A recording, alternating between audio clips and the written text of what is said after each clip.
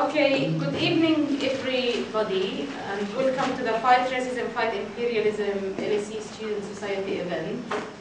David Yaffe, who is on the editorial board of Fight Racism, Fight Imperialism, which is our fantastic newspaper, yeah?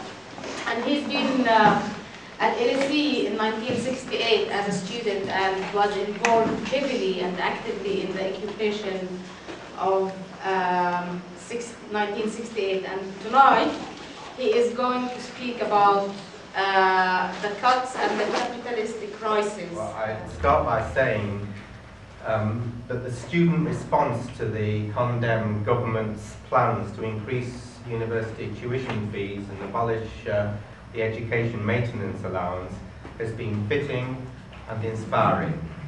It struck a chord with millions of people who, if they're not already facing attacks from this government, are certainly going to face those attacks in a very significant way over the next year or so. And that's an important point.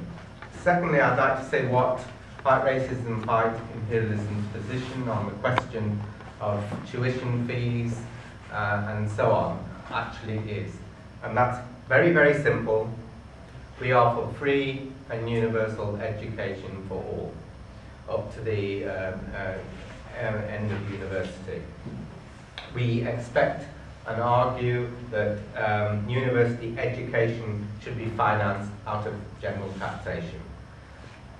Some have argued that this is unrealistic because we have to cut the deficit. Well, we say we are not responsible for the deficit, and therefore we don't accept any arguments that are related to the deficit being cut in this way. And perhaps to go back to an old Irish revolutionary murdered by the British government in 1916, who once said, "Be realistic, ask for the earth." In fact, he coined a song which said in one line, "Our demands most moderate are, we only want the earth." And I think that's a good revolutionary response to the demand by the capitalist class, by the ruling class, to solve their crisis for them. Okay, a third point I'd like to make about student activities is that actually they have significantly undermined the overbearing arrogance of this government when it came to power and how it's announced its measures. It's significantly undermined that arrogance and therefore given people confidence to face up to that government and take measures against the cuts. And I think that's another vital aspect of the student activities against the cuts in the recent period. We would expect that to be the case, because it always seems to be the case that the students move first, and eventually the struggle spreads much more broadly in society.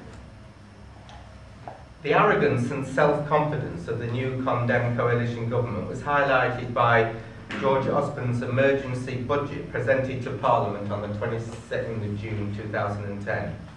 It amounted to a wholesale assault on the public sector. No less than the Financial Times chief economics commentator, Martin Wolf, who's generally regarded, by the way, as a neoliberal, was driven to say, "Nothing in the election campaign could have prepared the British public for this bloodbath." It was in reality a declaration of class war. The 20th of October spending review reinforced this image, with the Chancellor announcing the largest cut in government spending since the Second World War. Together with measures announced in the June budget, £81 billion will be cut from public spending over 4 years, including £18 billion from welfare benefits, with the vast majority of these cuts hitting the poorest sections of the working class. In fact, in the work that's been done on the impact of the cuts, it has become absolutely clear that the poorer sections of the working class will suffer most, which is what we would expect given the character of welfare spending and public sector spending. Public sector investment is to fall by nearly half, 48%, by 2014-15. A nearly 50% cut in public sector investment. Just think what actually that means. Central government funding to local authorities will be cut by 26% over 4 years. So nearly a quarter of the spending of local authorities will be cut over this period. These are dramatic cuts. In total, planned spending cuts and tax rises of around £113 billion are planned, which is equivalent to £4,300 a year on average for every household in the country. And this will be imposed by 2014 and 15 as a result of the budget and spending review measures. And all this is taking place in a period of global crisis with increasing tensions between major countries threatening to turn into currency and trade wars. As we've argued in Fight Racism, Fight Imperialism throughout the crisis, these measures have a clear purpose to them. The government is utilising the deepest crisis since the Great Depression of the 1930s to continue with the class offensive that began in the 1980s. The debate over public spending is little more than a cover for the ruling class as it prepares a massive attack on the living standards of working people in this country in a brutal attempt to lay the foundation for resolving the crisis of British imperialism and sustain the City of London, the financial arm of British imperialism, as the dominant world financial centre.